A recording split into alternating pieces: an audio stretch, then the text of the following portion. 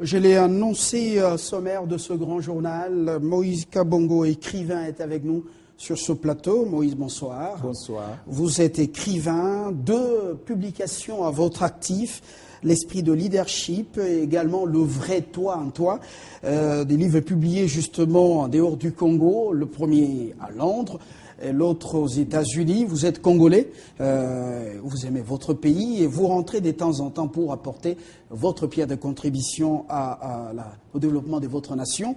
Et Moïse, l'esprit de leadership, pourquoi ce titre? L'esprit de leadership, c'est puisque j'apporte une nouvelle réflexion à notre leadership actuel, puisque aussi longtemps que le monde continue vers les désastres, nous devons réfléchir. Après 2000 ans, après l'avènement d'un jeune juif, j'ai bien étudié la philosophie de ces jeunes. Il nous dit que le leadership, tu n'es pas là pour gérer les gens, mais vous êtes là pour apporter les services de vos dons aux gens qui sont tout autour de vous, dans votre entreprise, dans votre vie de famille. Puisque dans tout univers, il y a l'esprit de leadership, mais il faut le devenir. Voilà, on sent qu'il y a plus l'anglais qui est en train de dominer votre français, c'est tout à fait normal. On dit esprit de leadership et leadership esprit, quelle différence entre? La différence, c'est que leadership esprit, cela veut dire que tout homme, dans tout homme, il y a cet esprit de dominer.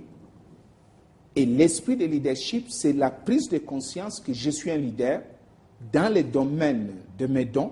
Et si je développe mes dons, j'ai le contrôle de mes dons et je gère cela et je donne ça à la société. C'est ça la différence, l'esprit de leadership et leadership esprit. Leadership esprit, je suis né leader. Dans tout homme, il y a cet esprit de dominer. Pas dominer les hommes, donc c'est-à-dire dominer les circonstances, avoir le contrôle de sa vie.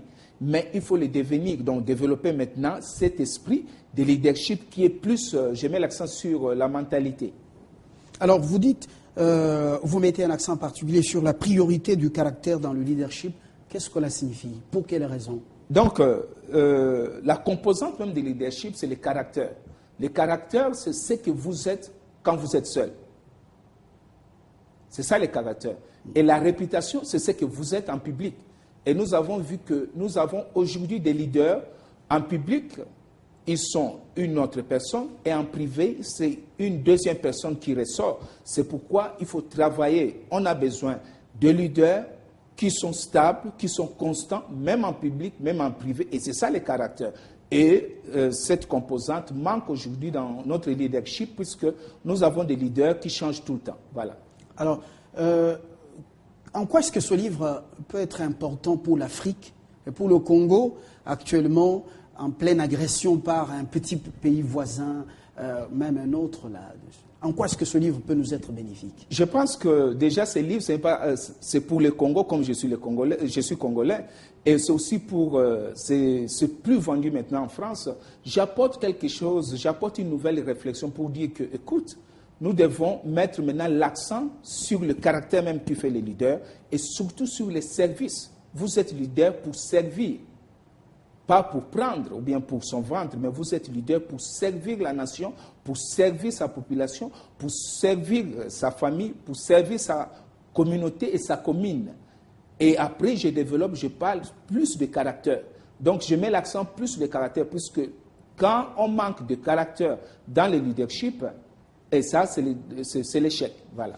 Façonner notre destinée, le Congo a le malheur d'être toujours attaqué, on croit qu'on est naïf. Est-ce que notre malheur, c'est une fatalité? Est-ce qu'on peut rebondir?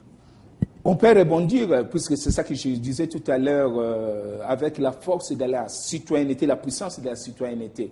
Je pense que ce pays est tellement grand, ce qui est à notre avantage, et Dieu nous a bénis. Nous devons aimer ces pays, apporter notre contribution, et c'est pourquoi j'écris, et je pense que le changement de mentalité dans tout Congolais apportera et changera ce pays pour que demain, nous soyons vraiment fiers de notre pays. Alors, sur la couverture, un lion avec un regard très piquant, très visionnaire. Pourquoi ce regard? Pourquoi d'abord cette photo d'un lion? Oui, j'ai pris les lions. Mal encore. Oui, les lions, puisque le caractère même des lions, c'est ça, la pensée, la force de la pensée. Les lions, il n'est pas grand comme l'éléphant, mais les lions dominent quand même la forêt, c'est par sa manière de penser. Cela veut dire que nous sommes grands, comme vous avez dit, nous sommes attaqués par le petit pays comme le Rwanda, mais moi je pense que si nous, Congolais, nous arrivons à changer notre manière, à contrôler notre manière de penser, le petit pays comme le Rwanda ne peut jamais arriver à nous dominer, je ne pense pas. Donc c'est la manière de penser.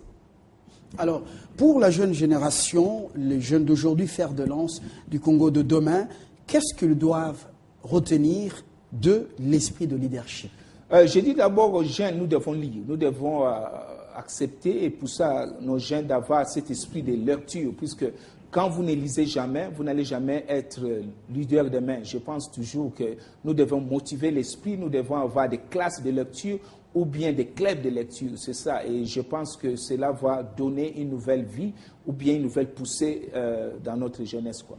Dans un environnement dominé par la musique et parfois des prédications corrompues, des prêches, des églises qui se débrouillent, est-ce que c'est possible?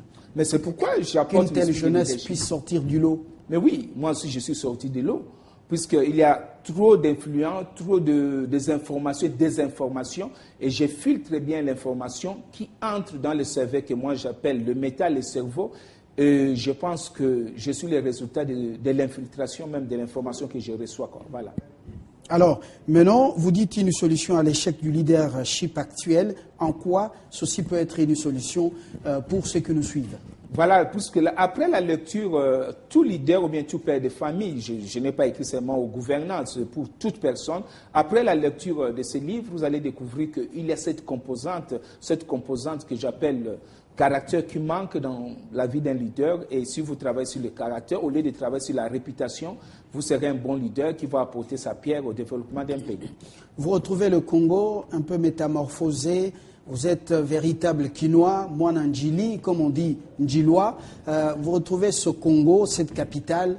Quelle est votre appréciation de ce que nous faisons ici? Vous dites que tout est toujours noir, mal fait, rien ne marche au Congo, comme on vous le dit à l'extérieur? Non, le Congo que j'avais laissé il y a 20 ans et le Congo actuel, il y a un grand changement positif. Mais mon grand souci, c'est toujours le mental. Si on arrive à focaliser, surtout à changer notre manière de dire des choses, notre manière de faire des choses, à travailler un peu sur la manière de penser de tout Congolais, nous aurons vraiment la citoyenneté congolaise qui a la force, quoi. Nous terminons par là. Vous êtes à Kinshasa pour une conférence sur la puissance de la citoyenneté à Bandalungwa, sur Chef Kinzonzi, donc 27-28, justement, à Bandal. Et pourquoi la puissance de la citoyenneté alors que nous avons un ministère dans lequel on a incorporé initiation à la nouvelle citoyenneté? Un peu de mots. La puissance de la citoyenneté, là, je mets l'accent sur la citoyenneté puisqu'on est citoyen d'un pays par naissance ou bien par adoption. Mais il faut connaître ses droits et sa constitution. Et là, je serai libre de faire mes droits et surtout d'apporter ma pierre, puisqu'il ne faut pas toujours attendre que le pays fasse quelque chose pour vous, mais moi aussi, je dois faire quelque chose pour mon pays. Voilà. Ça, c'est ça la force de la citoyenneté. Plus de détails justement au cours de cette conférence qui démarre lundi, de lundi jusqu'au samedi de la semaine qui commence, donc à Lifeline à Bandalungwa, une conférence qui intéresse les jeunes et tout le monde justement, qu'ils comprennent ce que c'est la puissance de la citoyenneté. Voilà. Merci Moïse Kabongo. Merci. Nous marquons une pause. Nous nous retrouvons après le journal. On va retrouver Jules Mwamba dans quelques instants pour la présentation de la grande édition des 19h. Tout le plaisir a été pour nous. En attendant, People et les sports dans la seconde partie. Très bonne suite des programmes sur votre chaîne Télé 50.